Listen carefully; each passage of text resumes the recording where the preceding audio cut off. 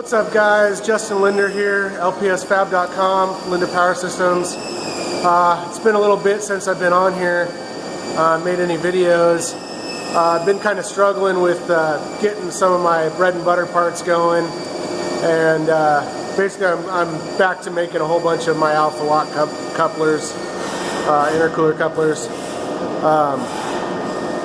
But I was struggling with in my last video trying some different coolants, and I kind of want to talk to you guys about that a little bit. I was trying 3 different kinds, well 4 really, because I had the original Blaser 2000 CF that I had been running for a couple of years. I didn't really like it because it left everything super oily and really dirty.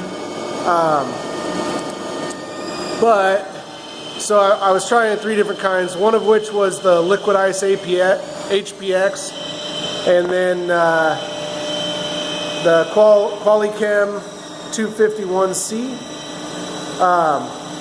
And I was pretty stoked on the liquid ice because it ran so clean. It looked like basically like water, and the inside of the machine ended up really clean, and all of those things.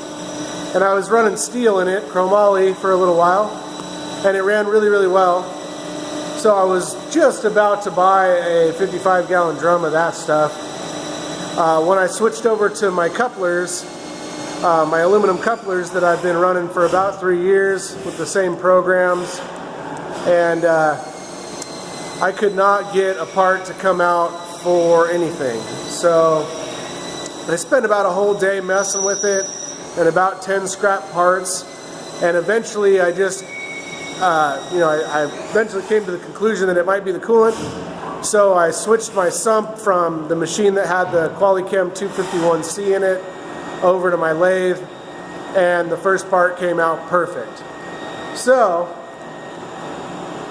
it really sucks because that stuff ran super clean and super nice, but I've switched over to the Qualichem and I'm much happier with that, even though it's more milky and leaves things a little bit more oily, but not super bad.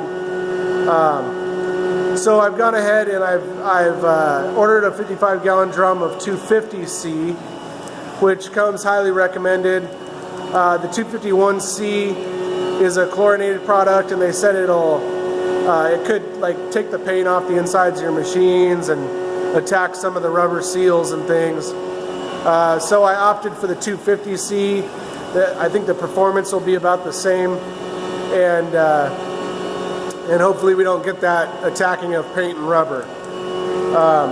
So far so good. I've been running it for about a week now in the lathe on my aluminum couplers, and it's coming out beautiful. Still running super clean. I've got those separators still running on here, and they're definitely doing something.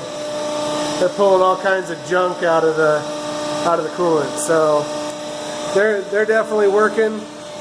I haven't had them running on my mills too much because I haven't been running the mills too much. One of the reasons why is I don't have coolant for the one, but it'll be here today. And so yeah. Besides that, just been running couplers. Haven't had a chance to touch the Volkswagen stuff really, or pursue any more of that, just because I've been busy. But I guess I could show you guys kind of the process of these couplers. The lathe just stopped over there. So basically, they start out as heavy wall tubing. You can see my piles of material over here. Oops. Lots and lots of material to cut. So I chopped those up on my big dual bandsaw. This thing's probably the most productive machine in my shop. So it blinks them out like this, and it cuts consistently within, a few thou of each other once you get it set up. So it's really handy for CNC stuff, because you throw a part in there, you don't have to worry about it, facing off too much material or anything like that, because the saw is so accurate.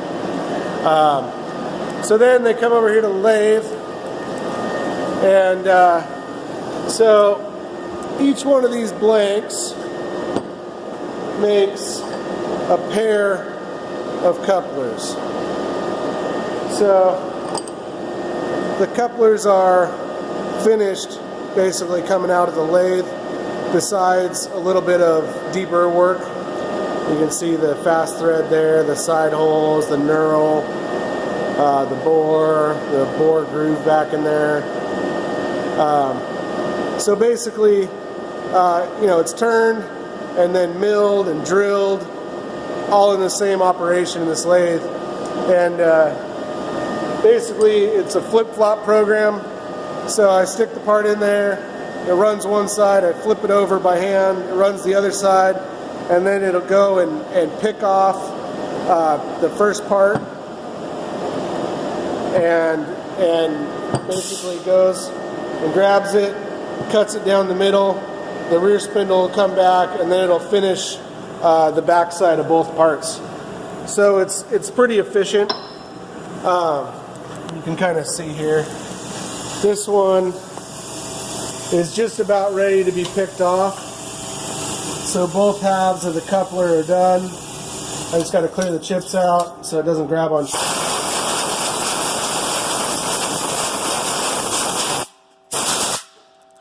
It's the rear spindle back there. See if I can show you guys. So it's going to get ready to go part that off. And I can't tell if this is focusing or not. And the rear spindle comes up, grabs the part, and then it'll part it off, and then it'll go and finish the back side of both couplers there. So pretty cool. Maybe one of these days I'll set up a camera in there so you guys can see the whole process of making those. So they turn into these guys here. So they get black anodized once they come off the lathe, and then they come back and we laser engrave them, and then this is the complete part with the weld ferrules in there. So let's see if I can do this one-handed.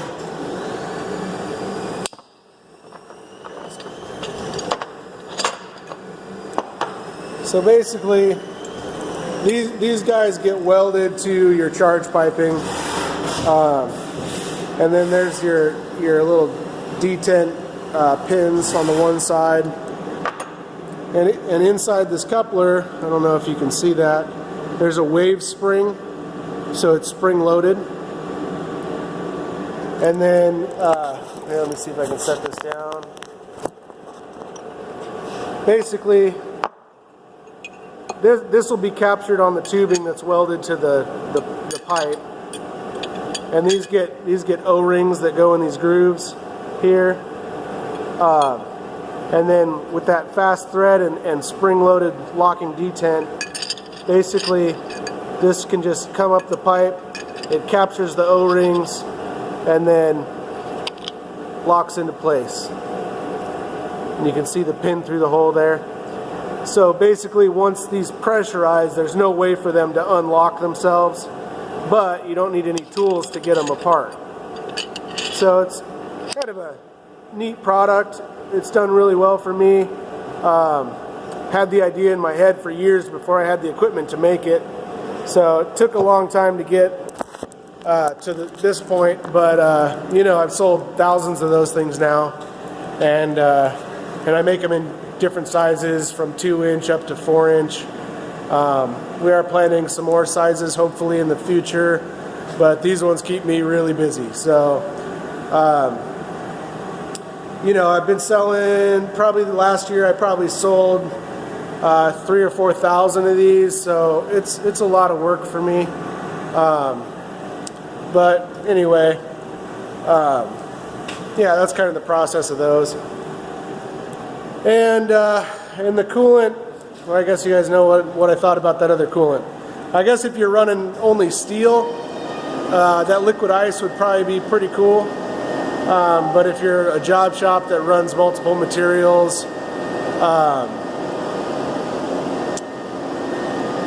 You know, I don't think that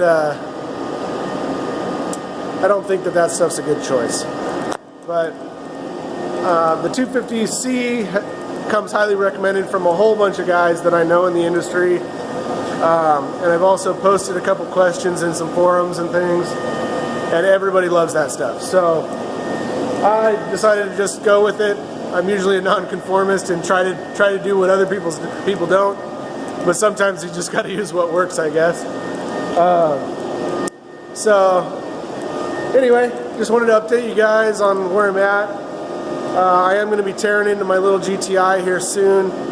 And trying to get the motor in there and start doing some fab work on the car and things like that. So I'll update you guys when that starts happening. I still have some billet parts to make for it and things like that. If you guys have any product ideas, let me know.